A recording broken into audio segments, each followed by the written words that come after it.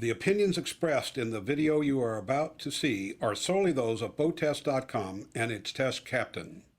Today I'm on the 185 BR from Bayliner. Now this comes from a company that's well known for making price point boats, but they're also well known for making boats that can get as much performance out of minimum horsepower. And when the engine costs half as much as a boat nowadays, that's pretty pivotal. So today I'm going to take it on a full test with a 135 horsepower 3-liter engine and see how she performs. For BoatTest.com, I'm Captain Steve.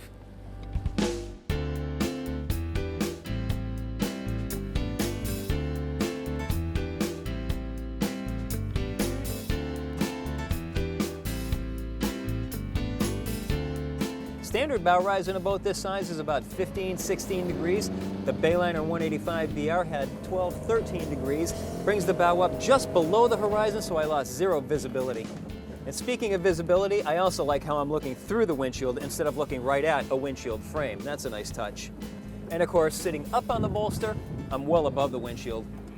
Trimming the 185 BR is very straightforward. Get it up on plane, start adding trim. You'll notice the spray going from about the helm area back to the stern quarters, and you'll feel a boost in speed behind you. You want to bring the trim up to just about the 1/4 mark on the trim gauge. If you go any higher than that, you'll start to get a little bit of a bow oscillation. If you keep bringing up it a little more, you'll ventilate the propeller. And of course, you're going to want to bring the trim back down before you start doing any maneuvering. You know why you're not going to be taking this boat offshore and putting it into heavy seas? Jumping wakes of another boat and putting it into light chop is very revealing, and it showed me that the boat is a very dry riding boat. I tried getting spray to come up on the windshield and was not able to. Putting the 185 into a power turn, and you're going to find that you're still in complete control and you're not going to be throwing everyone and everything over to the side of the boat. It's a very nice, easy handling boat.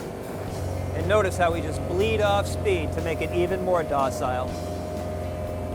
I like the fact that Bayliner offers a bolster on their captain's seat, but I'd like to see it come back a couple of degrees just so that it stays up a little better. I find myself struggling to not drop down on it. Great how Bayliner finally did away with that faux wood panel and went with a plastic but brushed aluminum look panel with a non-glare backing, still with the Faria gauges and chrome bezels and full instrumentation. Usually on a price point boat, you'll only see 2 gauges, one for speedometer and one for tach.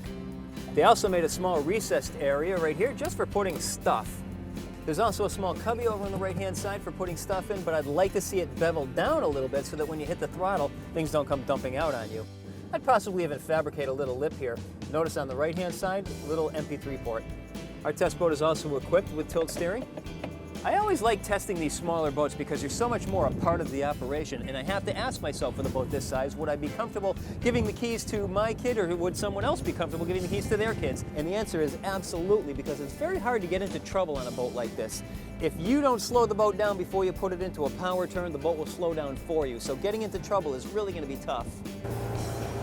Now, while I haven't had time to crunch the numbers and determine what the best cruise speed will be for the 185, I find that throughout our test, my hands settled the throttle more at about 3,500 RPM, which is about 27.5 miles per hour. That's where the boat felt most comfortable to me.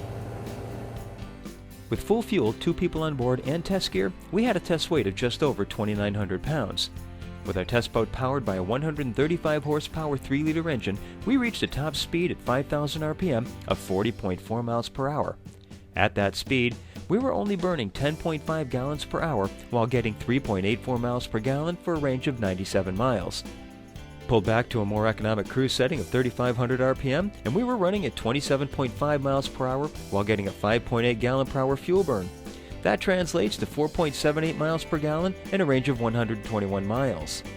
We reached planing speed in only 3.8 seconds and accelerated through 30 miles per hour in 8.6 seconds.